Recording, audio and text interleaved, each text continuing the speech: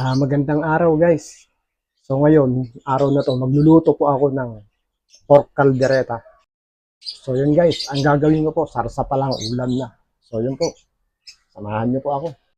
So ito guys, yung mga gagamitin ko. Siyempre, pork ribs. Yan. Tomato paste and tomato sauce. Tapos, bawang, sibuyas, takasili, yung panggigisa natin. Tapos patatas. Yan. Tapos ah, carrots, bell pepper, tsaka pampalasa na Ajinomoto, tsaka butter, dairy cream, tsaka paminta, tapos konting toyo, pampaalat natin mamaya ng konti habang ginigisa natin. Tapos green peas, wala pong available na maliit, so ito po malaki, okay lang po yan. Tapos itong Reno liver spread.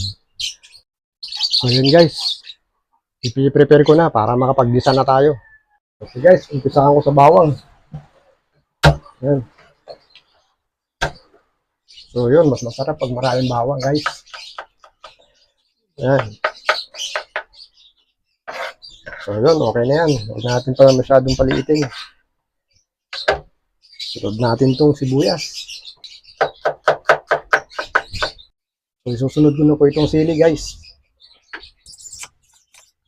Sunod natin tong patatas. So kailangan malalaki po yung ano niya, yung hiwa niya kasi kaldereta. Kailangan kasi laki po nung hiwa po nung karne ng baboy. Kaya muna natin dyan.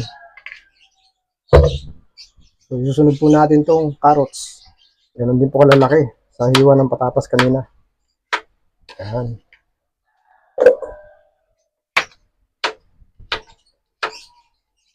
Yun. Isunod po natin tong bell pepper. So yun po, sa pagkakataon po na to, pwede na po tayo mag-gisa. So yan guys, hintayin lang natin uminit tong kawali. So, sa pagkakataon na to, mainit na po tong kawali, lagyan natin ng mantika. Yan. Medyo marami kasi gagawin po natin, medyo marami kasi piprito po natin itong patatas at saka ano. Yan. Halu-haluin lang natin guys. Hanggang sa maging ano siya, golden brown. Para pag nilagay po natin siya dun sa may kaldereta mamaya, hindi po siya madurog. Yun, para magkakaroon po siya ng crunchy na balot. Pag nag-golden brown na po siya.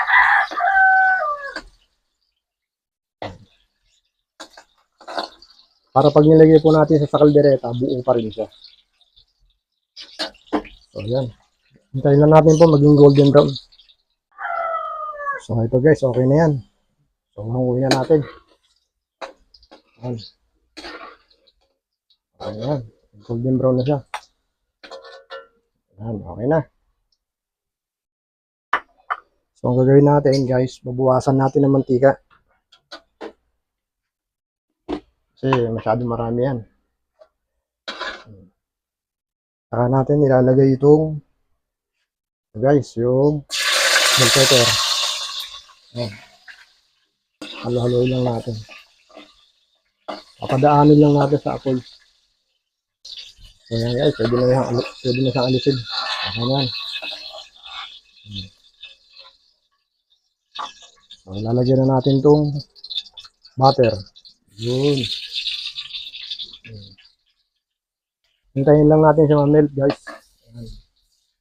So pag ganyan na, pwede na natin ilagay yung bawang. So ayan guys. Haluin lang natin. So pag medyo golden brown na, ilagay natin yung sibuyas. Ayan. Ayan, oh. So yun guys, ilagay na natin itong sili. Ayan. Para kumagat na. Ayan. So sa pagkakataon na yan guys, pwede na ilagay natin yung karne.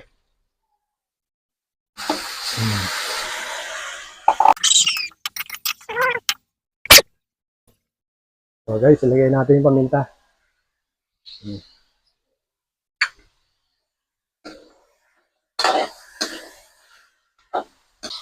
Tapos guys, ito, Sikreto, patakan natin ng konting suka.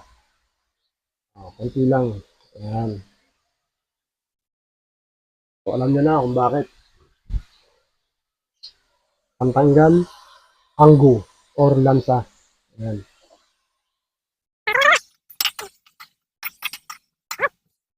Ayan lang muna natin siya. Medyo matuyo ng konti. So, hindi ko na siya minarinate. Kasi, dito ko sa paggisa na to, dito ko panunuutin yung lasa niya. Para magkalasa po yung karne, manuot po din sa kaloob-looban niya. Kasi pag minarinate po natin, maghihintay pa tayo ng mga 30 minutes. So, ilalagay ko na po ngayon yung toyo. Ayan, konting toyo. Ayan. Tapos, konting asin. Ayan. Lagyan po natin ng konting asin. Ayan. Para manuot po yung lasa niya dun sa loob ng karne. Hindi yan naalat guys kasi mamaya lalagyan natin ng sabaw yan. Tapos yung lasa niya mapupunta dun sa sarsa. Maghahati sila ng karne. Sa karne at saka sa sarsa mapupunta ang mga lasa. Yun. Yun. So yung nabili ko pong karne, medyo malalaki po yung hiwa. Pero okay na po yan. Pero kung para sa akin po, liliitan ko pa sana yan. So lalagyan ko po ng konting pampalasa na bitchin. Ito po yung paunang lagay lang. Paunang lagay lang po to.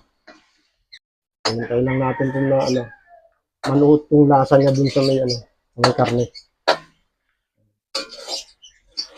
So lahat po nung nilagay natin na ingredients. So yan, manunuot po dun sa loob ng karne yan. Yan, medyo nagmamantika. Medyo hinaan lang natin yung apoy. Ayan. So yun guys, takpan muna natin. Ayan, para medyo maluto siya. So tingnan natin guys. Check natin. Yun. Haluin lang natin. Ayan o. Ayan. Sarap o. Yun. Hayaan lang, takpan ulit natin. Ayan. So yun guys. After 30 minutes, tingnan natin. Yun. Tingnan natin kung malambot na yung karne. Ayan. Tingnan natin kung malambot na yung karne. Yun, medyo malambot na. Yun o. So, sa pagkakataon na ito guys, pwede na natin ilagay yung mga sauce. So ito. Ayan. Tomato sauce. So lalagay ko na to lahat para masarap. Ayan. So mamaya babanlawan ko to. Tapos tomato paste. Tansyahin lang muna natin guys. Tomato paste. Baka masyadong lumapot naman na. Ayan. Tansya lang. Tansya lang. Tapos itong liver spread. Lagyan na rin natin yan. Ayan. Para igigisa natin siya. So yan.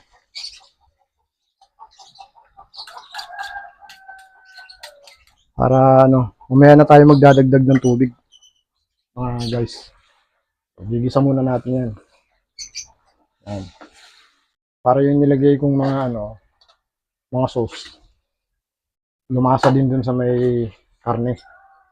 Kaya dinamihan ko guys ng tomato paste at tomato sauce. Kasi gusto ko yung sabaw niya.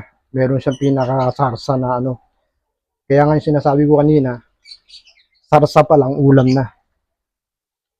So ilalagay ko na guys itong green peas. Yan. Okay lang yan, marami. Kasi pag nagtira pa tayo, sayang naman. So yan guys, sarap na yan. So ang gagawin ko guys, lulutuin na lang natin yung sauce. So saka tayo magdadagdag ng tubig. Pinakasabaw. Yan. So, okay na yan. Para kumalat lang yung sauce. Simpleng kaldereta lang. Pero swak sa lasa. Yung tawag na sarsa pa lang, ulam na. Yan ang gusto ko sa kaldereta. Masarsa.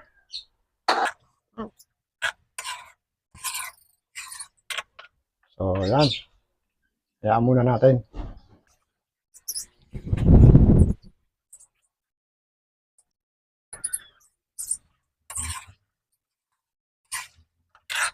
So, hayaan na muna natin siya, guys. Medyo matuyo-tuyo ng konti. Hanggang sa maluto yung sarsa niya. Yung mga nilagay natin na tomato paste at tomato sauce. Kasi, pag hindi natin niluto yun, madali siya mapanis. So, hinaan lang natin yung apoy, guys. So, ayan, hayaan lang muna natin, guys. Para maluto yung tomato paste at tomato sauce. Para hindi madaling mapanis. So, yun guys, check natin. Man natin yung sarsa.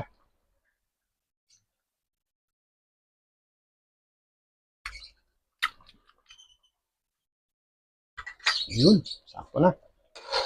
So, yung asin at saka yung toyo na nilagay natin kanina guys, na ano, yung unang-una, hindi ko na po dinagdagan yun. So, yun po, lumasa na po siya dyan sa may sabaw niya. Sa pinakasarsa niya. Pagkakataon na to, guys, lalagay ko na tong patatas para pwede na natin i-serve. Yan. So, lutuin na muna natin ng konti yung ano. Bago natin ilagay yung bell pepper. Yan. Hayaan lang muna natin manuot siya din sa may patatas. Saka carrots. So, ito guys. Ilalagay ko na tong siling haba. Yan. Lutuin lang natin yung sili. Pagkaluto niyan, pwede na i-serve. Pwede na tayo mag-plate. Pwede na natin i-serve. Guys, sarap. So, ilagay na natin tong bell pepper. Wow! Yun o. Yan. Konting kulo lang.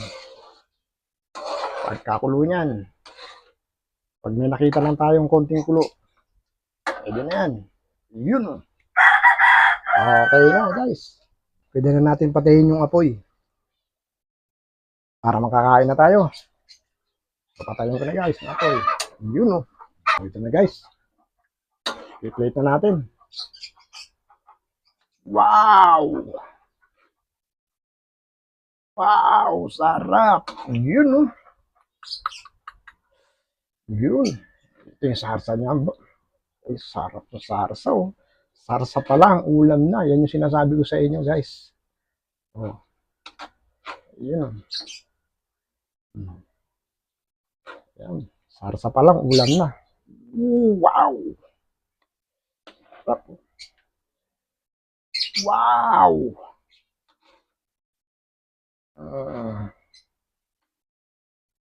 Yun o. Wow naman! Wow naman! So yun guys. Pwede na tayong kumain. So ito guys, pwede na natin tikman. Yun o. Pero gusto ko rito guys, yung patatas at saka yung sarsa. Kaya yung sinasabi ko na sarsa pa lang, ulam na. So ito guys, kumuha na ako ng kanin.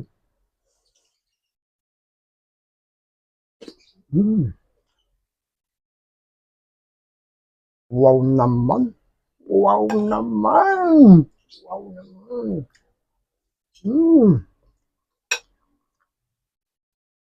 Sarsa pa lang, ulam na. So yun guys. Kung nagustuhan nyo po itong video ko guys, baka pwede naman po pa-subscribe guys. Tsaka pa-hit na rin po yung notification bell para sa susunod po na magluluto po ulit ako, ma-update ko po kayo. So yun guys, maraming salamat po. God bless po sa ating lahat. Cooking Sam PH. Thank you, thank you.